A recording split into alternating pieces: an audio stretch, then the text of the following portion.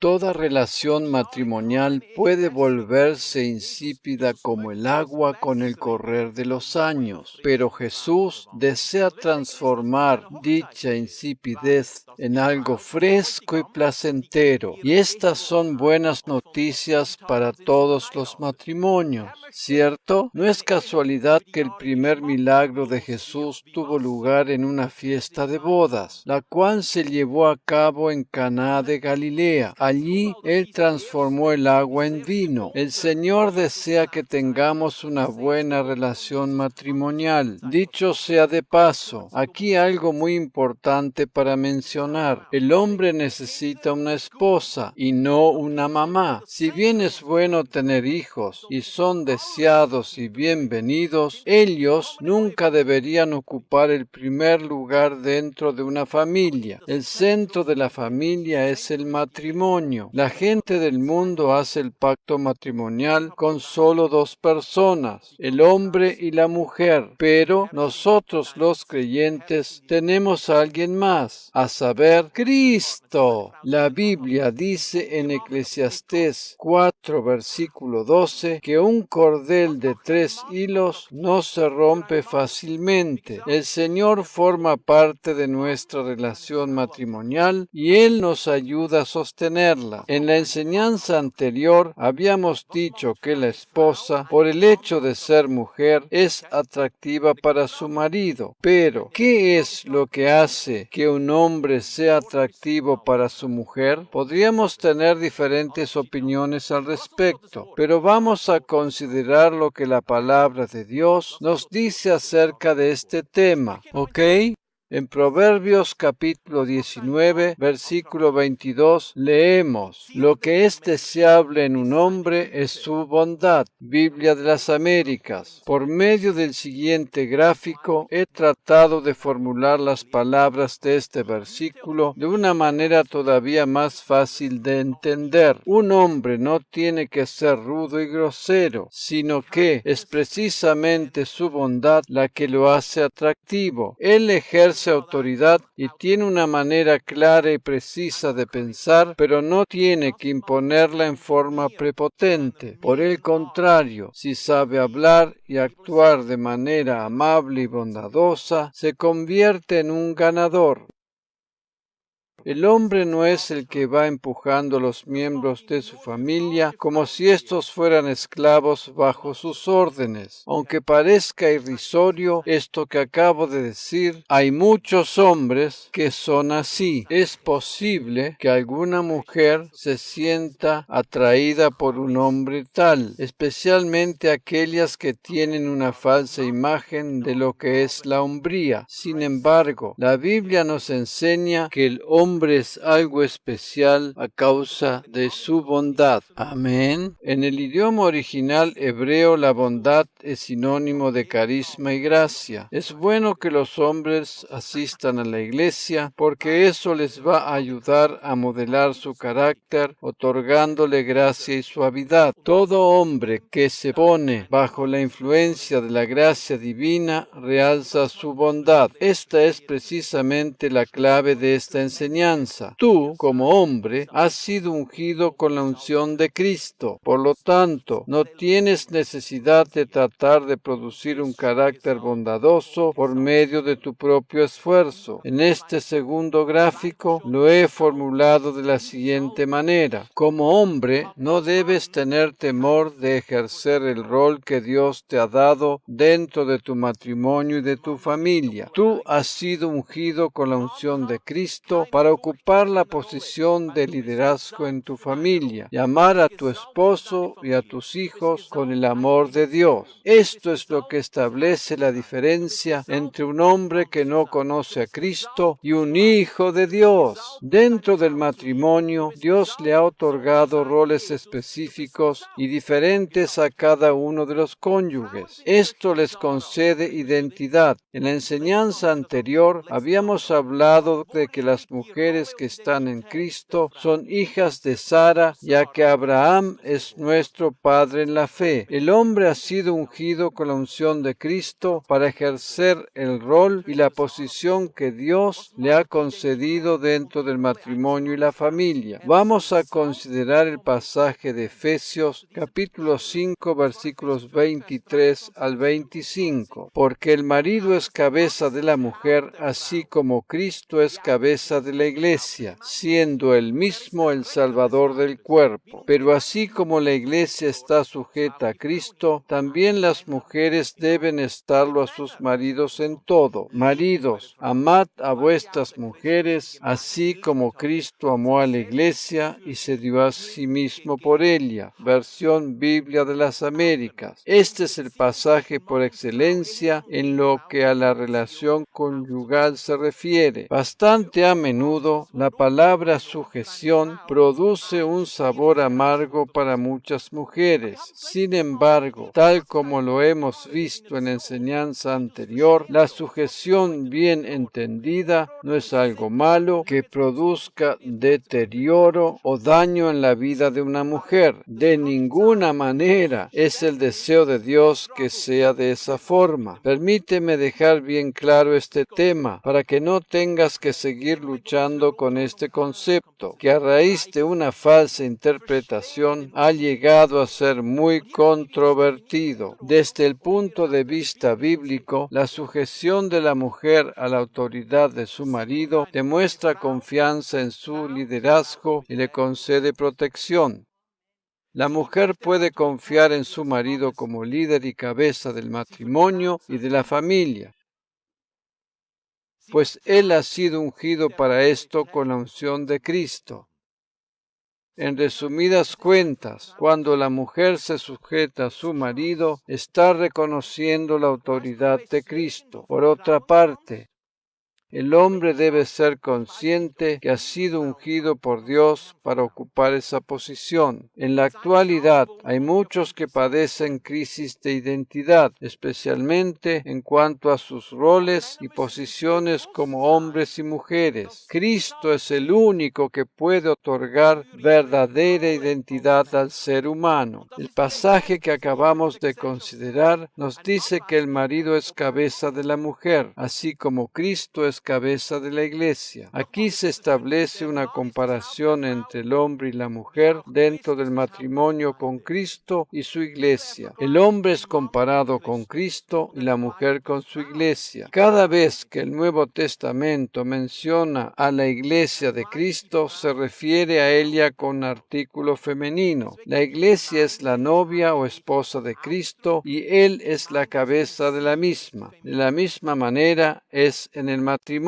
El hombre es la cabeza de la mujer. En el versículo 24 habíamos leído: así como la iglesia está sujeta a Cristo, también las mujeres deben estarlo a sus maridos en todo. Así como las dos primeras palabras de esta frase nos hablan de esta comparación. Cristo significa ungido. El hombre ha sido ungido con la unción de Cristo para ocupar la posición que Dios le otorgó como líder y cabeza de la familia. El hombre ha sido ungido para ocupar ese lugar. El versículo 25 le da una recomendación muy interesante al hombre. Maridos, amad a vuestras mujeres, así como Cristo amó a la iglesia y se dio a sí mismo por ella. Es posible que alguna vez te hayas hecho la pregunta: ¿por qué se le da esta recomendación solamente al hombre? La mujer ama por naturaleza. Ella ama a su marido, a sus hijos y a su hogar sin que nadie le tenga que estar diciendo que lo haga. Sin embargo, el hombre ocupa mayormente su cabeza con otros pensamientos y no necesariamente piensa todo el tiempo en amar. Por esa razón, la palabra de Dios le hace esta recomendación al hombre solamente. Es más, y le recuerda al hombre que debe amar a su mujer y amarla mucho. Dicho de otra manera. El hombre debe amar a su mujer y no tratar de entenderla. El cerebro de la mujer trabaja de una forma completamente diferente al del hombre. Por lo tanto, el hombre debe tener en cuenta esa diferencia y amarla simplemente sin tratar de entenderla. Esta es precisamente la recomendación que hace aquí la palabra de Dios y con sentido. La clave es amarla tal y cual como es. Ella es simplemente como es. Al fin y al cabo, las primeras palabras que dijo Adán cuando Dios le presentó a Eva fueron: esta es ahora hueso de mis huesos y carne de mi carne. Ella será llamada mujer, porque del hombre fue tomada. Esto se encuentra en Génesis capítulo 2, versículo 23. La expresión esta es equivale al término hebreo zot. En el texto original hebreo este término aparece 3 veces en este mismo versículo. Esto indica claramente que esta era la mujer que Dios había hecho para Adán. Él se alegró al verla tal y como era. Por eso la Escritura insta al hombre a amar a su mujer tal y como es. Adán estaba muy contento con la creación de Eva. Dios había querido que el hombre estuviera solo al principio para que se diera cuenta que le faltaba algo. El hombre sin la mujer está incompleto. La mujer es la corona del hombre. Antes de crear a Eva, Dios hizo caer sueño profundo sobre Adán. Esto nos enseña que debemos descansar en Dios y permitir que Él sea quien cambie las cosas que no nos agradan en nuestras mujeres, en vez de tratar de hacerlo por nuestras propias fuerzas. Este es el reposo de la fe. La gracia divina tiene un ritmo y este es el ritmo del reposo. Cuando reposamos, Dios puede actuar. Cuando nosotros estamos activos, Dios descansa. Adán dijo: esta es ahora hueso de mis huesos y carne de mi carne. Ella será llamada mujer porque del hombre fue tomada. Y Pablo nos dice en el Nuevo Testamento: maridos, amad a vuestras mujeres, así como Cristo amó a la iglesia y se dio a sí mismo por ella. Dios le dice al hombre que ame a su mujer y a la mujer le dice que honre a su marido. El hombre debe amar a su mujer tal y como es, sin tratar de entenderla. Dios le da esa recomendación a la mujer porque ella ama por naturaleza. Sin embargo, a la mujer le recomienda que confíe y se someta a la autoridad del hombre. Dicho de otra manera, por sobre todas las cosas, ella debe tratar de entender a su marido. A menudo, el hombre debe tomar determinadas decisiones que la mujer no siempre puede llegar a comprender de inmediato. Por eso es que la Biblia le insta a sujetarse. Eso es lo que el hombre necesita. Él necesita ser comprendido y ella necesita ser amada. La mujer debe sentirse amada, aceptada y valorada por su marido. Ella debe sentirse escuchada. Esa es la manera en que ella entiende que es amada. Creo que todos nosotros, los hombres, hemos escuchado alguna vez decir a nuestras mujeres: cuando yo hablo, no me prestas atención. ¿Es así o me equivoco? Yo creo que esto es igual en todas partes, ¿verdad? A veces decimos que sí, pero en realidad no estábamos escuchando y no tenemos la menor idea de lo que ella nos dijo, ¿cierto? El hombre es el que marca el rumbo para su familia. La mujer no siempre puede entender de inmediato sus decisiones y por eso necesita que él le dé tiempo. La mujer a menudo está ocupada con muchas cosas a la vez, las cuales tienen que ver con la crianza de los hijos, el cuidado del hogar, etc., mientras que el hombre se dedica a concentrar toda su atención en una sola cosa a la vez. Debido a que la mujer tiene muchas cosas en la cabeza a la misma vez, nosotros, los hombres, debemos otorgarle más tiempo para aquellas cosas que deseamos. Naturalmente que no es siempre así, pero sí bastante a menudo. Dicho de otra manera, el hombre debe tener paciencia con ella y el resultado es siempre el mejor para beneficio de ambos. ambos. Dios obra en la familia por medio del hombre como jefe de la misma, pues para eso ha sido ungido. El hombre está capacitado para oír de parte de Dios lo que tiene que ver con la guía de su familia. Naturalmente que la mujer también escucha la voz de Dios, pero en lo que concierne a guía y rumbo a seguir, es el hombre quien debe escuchar la voz de Dios. Por lo tanto, el hombre no debe temer asumir esa posición porque ha sido ungido para el rol que Dios le ha encomendado como cabeza y guía de su familia. Y lo más importante, ama a tu esposa, simplemente ámala. Habría otra cosa para recalcar en relación a la posición del hombre dentro del matrimonio. Generalmente el hombre también es padre y Dios le ha concedido también una unción especial para ejercer la paternidad. Personalmente recuerdo perfectamente el tiempo cuando comencé a sentir el deseo de ser padre. Durante el embarazo de mi esposa, yo podía sentir en mi interior como Dios me estaba preparando para ejercer la paternidad. El padre posee un rol determinado dentro de la familia. El padre es quien guía a sus hijos en el camino de la vida, poniéndoles límites cuando sea necesario para protegerlos de los peligros del futuro. Dios ha ungido especialmente a los padres para esta tarea. Permíteme compartir contigo un artículo que tiene que ver con esto que acabo de mencionar. Soy plenamente consciente que a raíz de situaciones familiares difíciles que terminan en divorcio, haya mujeres que tienen que asumir solas la tarea de educar a sus hijos. Precisamente para estos casos es donde la Iglesia juega un papel de suma importancia. Aquí es donde pueden encontrar los niños aquellos hombres que, en cierta manera, pueden ejercer ese rol paterno faltante. En cada iglesia hay distintos ministerios que pueden atender estas necesidades particulares. Naturalmente que la mujer que haya quedado sola con sus hijos no tiene que salir corriendo a buscar un padre reemplazante, pero simplemente debe confiar que el Señor va a suplir también esa necesidad para sus hijos. Esta es una de las muchas funciones que cumple la Iglesia de Cristo. El artículo al cual me refiero tiene que ver con un estudio realizado en Suiza en el año 1994, el cual dio el siguiente resultado. Este estudio describe una asombrosa investigación realizada por demógrafos suizos que comparan familias en las que uno de los padres, ambos padres o ninguno asisten regularmente a la iglesia. En los hogares donde solo la madre iba a la iglesia cada semana, la proporción de niños que iban a la iglesia más tarde era mucho menor. En los hogares donde tanto el padre como la madre asistían a la iglesia, este porcentaje aumentó al 33% de los niños.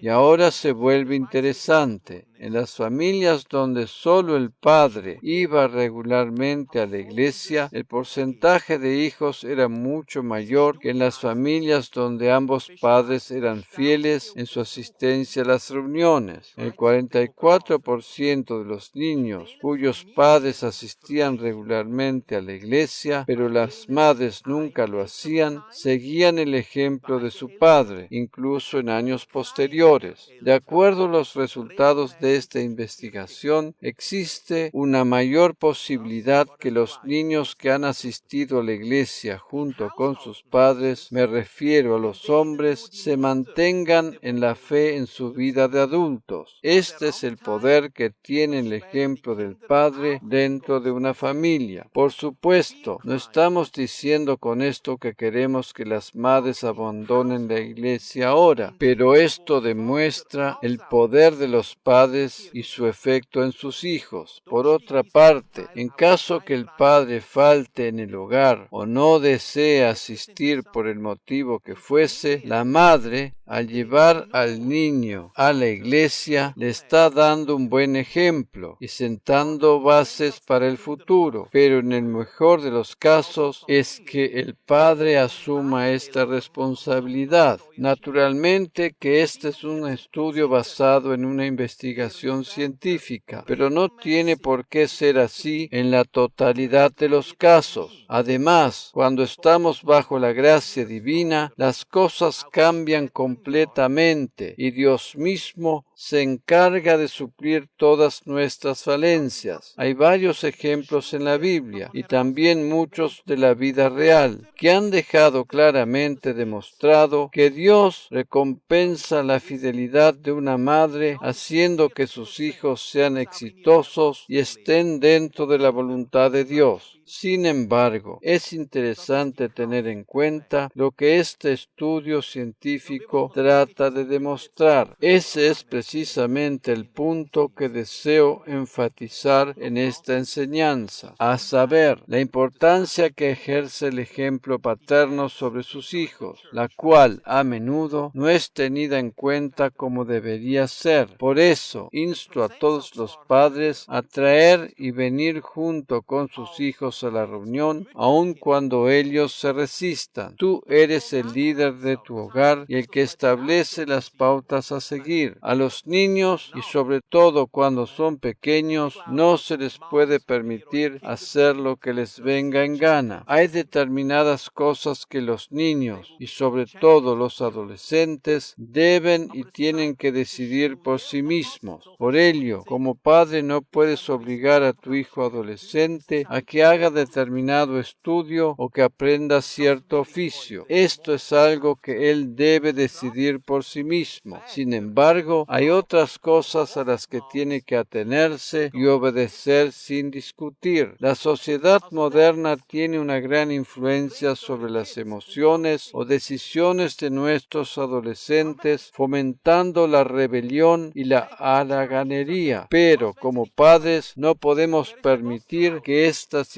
influencien negativamente en ellos, porque Dios nos ha encomendado la tarea de guiarlos a una vida sana y productiva. Por supuesto que en cada caso hay excepciones, pero lo que estoy tratando de decir con esto es que los niños, sobre todo cuando son pequeños, no pueden ni deben hacer lo que les venga en gana. El líder del hogar es el padre y él es el que establece las pautas a seguir, sobre todo en lo que a la fe respecta. Lamentablemente hay muchos niños pequeños e incluso hasta adolescentes que les dicen a sus padres lo que tienen que hacer. Dicho de otra manera, ellos son los que tienen la autoridad en el hogar. Esto no puede ser así. Los niños o adolescentes necesitan guía y por sobre todas las cosas, vallas protectoras que los contengan. Soy perfectamente consciente que este tema no es del agrado de la mayoría, pero debe ser dicho. El hombre debe asumir su posición de líder en el hogar y naturalmente la mujer debe ocupar también el rol para el cual Dios la creó. Lamentablemente, la sociedad actual cataloga de malo lo que es bueno y de bueno aquello que es malo. Esta tergiversación de los valores es algo terriblemente destructivo. Otro artículo que desearía compartir con vosotros se trata de una circunstancia en la vida de Muhammad Ali, conocido al principio de su carrera como Cassius Clay, quien fue un boxeador estadounidense considerado uno de los mejores de todos los tiempos. Si bien él, a lo largo de su carrera deportiva y con el fin de alcanzar más notoriedad, tomó decisiones equivocadas, él creció en la iglesia. Me agradó mucho este artículo porque tiene que ver con una manera coherente de pensar y es por eso que deseo compartirlo con vosotros. El siguiente incidente ocurrió cuando las hijas de Muhammad Ali regresaron a casa casa con ropa inmoral. A continuación está la historia contada por una de sus hijas. Cuando finalmente llegamos, el chofer nos acompañó a mi hermana menor, Laila, y a mí a la suite de mi padre. Como siempre, se escondió detrás de la puerta para asustarnos. Nos dimos tantos abrazos y besos como pudimos. Mi padre nos observó bien. Luego me sentó en su regazo y me dijo algo que nunca olvidaría. Me miró a los ojos y me dijo: Ana, todo lo precioso que Dios creó en el mundo está cubierto y es difícil de alcanzar. ¿Dónde se encuentran los diamantes? En el fondo de la tierra, cubierto y protegido. ¿Dónde encuentras las perlas? En lo profundo, en el fondo del océano, cubierto y protegido por un hermoso caparazón. ¿Dónde encuentras oro? En el fondo de la mina, cubierto de capas sobre capas de piedras. Tienes que trabajar duro para llegar a ellos. Me miró con ojos serios y me dijo: tu cuerpo es sagrado. Tú eres mucho más valiosa que los diamantes y las perlas y también debes estar cubierta.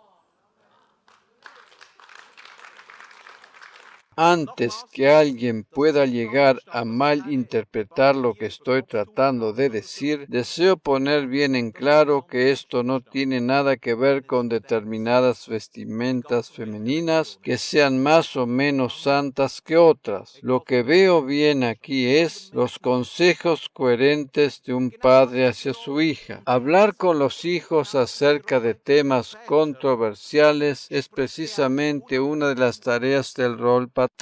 La maldad y la inmoralidad asumen el control cuando los hombres se mantienen indiferentes y callan. Repito, la maldad y la inmoralidad asumen el control cuando los hombres se mantienen indiferentes y callan. Cuando Eva fue tentada por la serpiente para que comiera del árbol que no debía, ella respondió de la siguiente manera. Para ello leemos Génesis capítulo 3, versículos 2 y 3, versión Biblia de las Américas. Y la mujer respondió a la serpiente: del fruto de los árboles del huerto podemos comer, pero del fruto del árbol que está en medio del huerto, ha dicho Dios: no comeréis de él, ni lo tocaréis, para que no muráis. En realidad, Adán, quien estaba también en el huerto, y habiendo tenido que intervenir en esta situación, se quedó callado. Debido a eso, la maldad se hizo presente y más tarde se extendió a toda la humanidad. Adán era un buen hombre, pero se quedó callado cuando tendría que haber intervenido para evitar lo que más tarde sucedió. Dios no le dijo a Eva que no debía comer del árbol de la ciencia del bien y del mal. Dios le dio esa orden solo a Adán, pues cuando él recibió estas instrucciones, Eva todavía no había sido creada. Ver Génesis capítulo 2, versículos 16 y 17. Precisamente Eva aparece recién después. Ver Génesis capítulo 2, versículos 18 al 23. Dios le dio a Adán claras y precisas instrucciones de lo que tenía que hacer en el huerto del Edén, y todo esto sucedió antes de la creación de Eva. Él ya había escuchado lo que Dios había dicho. Por lo tanto, Adán tendría que habérselo hecho saber a su mujer de manera clara y concreta. Es más que evidente que Adán falló al comunicárselo a ella. Cuando la serpiente vino a tentarla, ella hizo mención de que Dios había dicho que no debían comer ni tocar el árbol de la ciencia del bien y del mal. Dios solo le había dicho a Adán que no debía comer de su fruto, pero de ninguna manera le dijo que no debía tocarlo. Esto muestra a las claras que Eva malinterpretó la orden divina. Por lo tanto, la tarea de Adán hubiese sido intervenir inmediatamente para evitar que ella accediera a la tentación, pero no lo hizo. No podemos responsabilizar a Eva por haber haber accedido a la oferta de la serpiente, puesto que Adán estaba presente y no intervino como debería haberlo hecho. Es más, el Nuevo Testamento dice claramente que la responsabilidad de la entrada del pecado en el mundo la tuvo Adán. Ver Romanos capítulo 5. Por lo tanto, cuando el hombre calla y no asume la responsabilidad del rol que Dios le otorgó, hace su entrada a la maldad. Adán tendría que haber hablado y actuado para defender a su mujer y evitar la maldad, pero no lo hizo. Con su silencio permitió el predominio de la maldad. Repito, con su silencio permitió el predominio de la maldad. Lo mismo sucedió con el rey David. David fue el rey más grande que tuvo la nación de Israel, pero lamentablemente no fue el mejor de los padres. David tuvo muchos hijos y también muchos problemas con ellos. Uno de sus hijos organizó un complot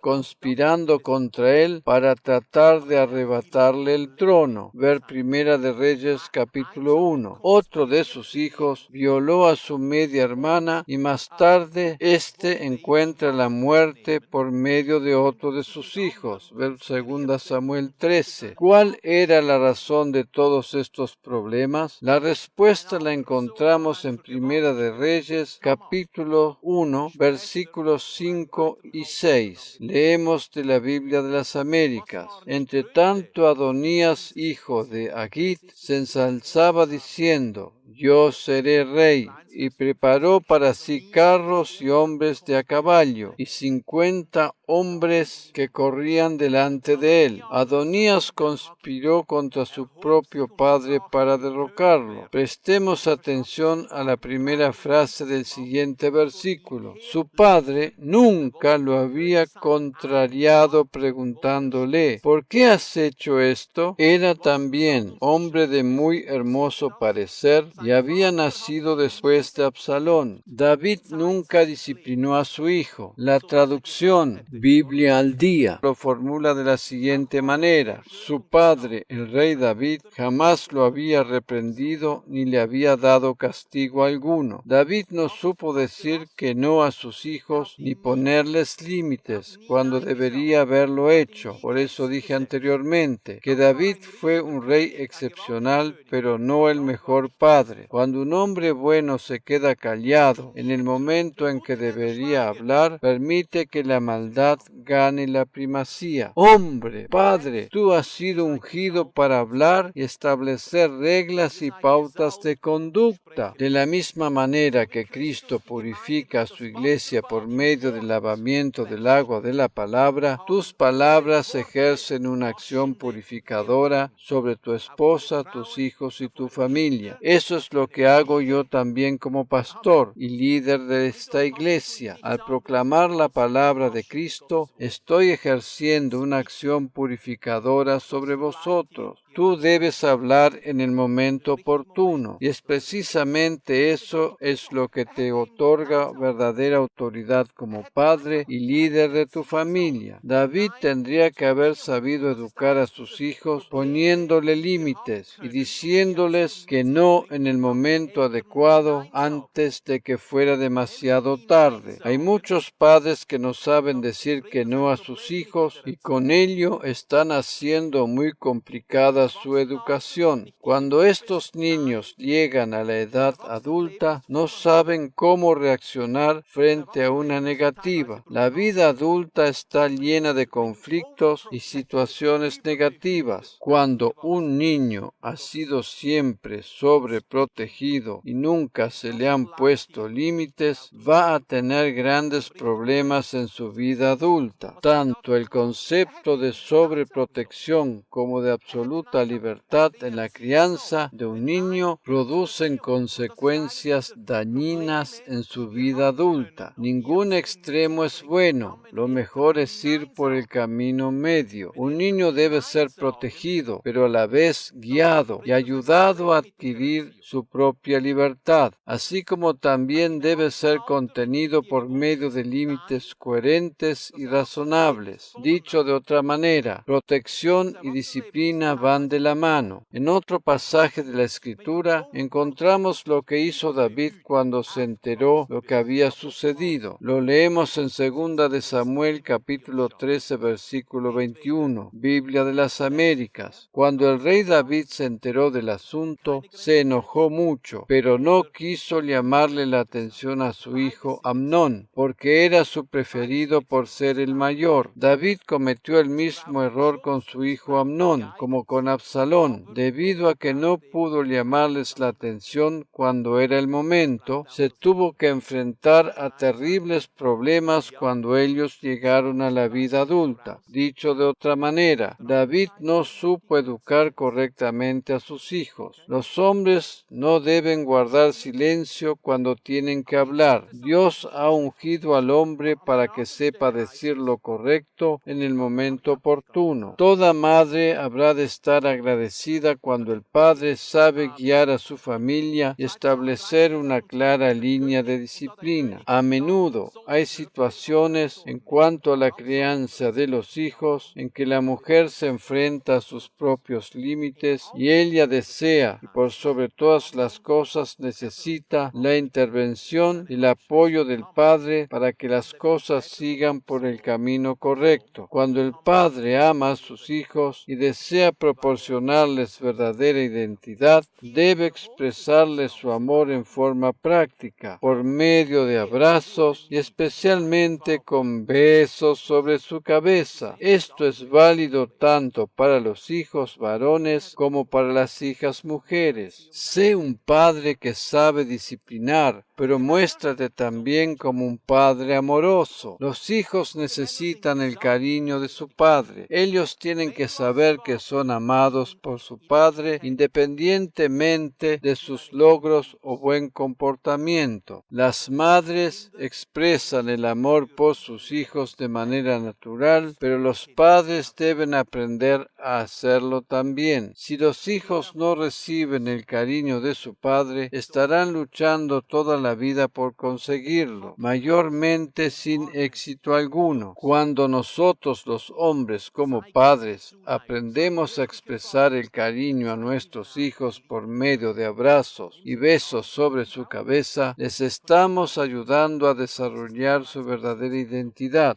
Los hijos se alegran cuando perciben el afecto de sus padres. Expresarles cariño no quiere decir consentirles todo y evitar llamarles la atención cuando sea necesario. Cada cosa debe ocupar el lugar correspondiente. Si tú como padre puedes expresar cariño y dar identidad a tu hijo, también puedes aplicar disciplina. Por otra parte, si eres un padre severo y solo intentas aplicar disciplina sin transmitir cariño e identidad, te estarás confrontando a serios problemas en el futuro. Cuando aplicas disciplina a tu hijo o hija explicando al mismo tiempo que ésta sirve para protección y lo haces con amor, estás formando un futuro hombre o mujer de Dios, con una personalidad fuerte, una identidad firme que habrá de ayudarle a alcanzar el éxito en la vida. Esta es la función de un verdadero padre al que Dios ha ungido para desempeñar esa tarea. Amén.